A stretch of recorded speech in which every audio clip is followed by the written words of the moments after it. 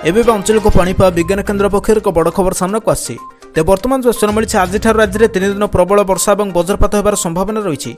आज विशेषकर 20 जिला को हाई अलर्ट जारी कर आपण अलर्ट रुहतु। तेज आगक ओडिशा रे केउ सब जिला को अधिक मात्रा वर्षा रही, केउ सब जिला को बिजुली घड़घड़ी नहीं सतर्क सूचना जारी कर भिडियो संपूर्ण अपडेट जानिबा बास्ता पूर्व भिडियो गोटे लाइक करूँ, सांग मान सहित भिडियोटी को बहु मात्रा शेयर करूँ।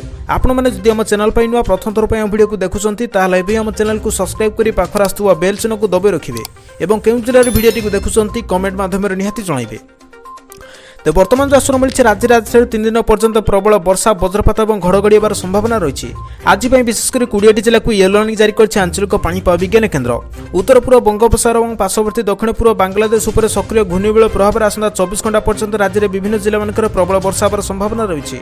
प्रभाव आसंता 3 दिन धरी उत्तर ओडिशा सहित उपकूल ओडिशा किछि अंचल में वर्षा लगी रहिबो। शुक्रवार और शनिवार मध्य जिलागुड़िकर प्रबल अति प्रबल वर्षा होबार संभावना रही।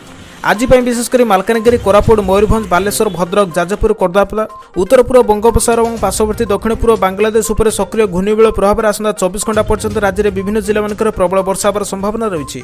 प्रभाव आसंता 3 दिन धरी उत्तर ओडिशा सहित उपकूल ओडिशा किछि अंचल में वर्षा लगी रहिबो।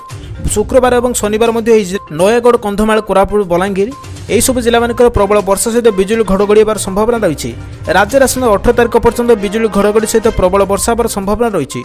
प्रबल वर्षा और पाणीपाग स्थिति को दृष्टि रखी मत्स्यजीवी और समुद्र उपकूलवर्ती लोक समुद्र भितर को न जाकू बारण कर अलर्ट रुहतु। बास ये आज संपूर्ण पाणीपाग खबर। तेज दर्शक बंधु जदि आप प्रतिदिन पाणीपाग रिलेटेड सठिक सूचना जानवा चाहते आम सहित जोड़ी रुहतु।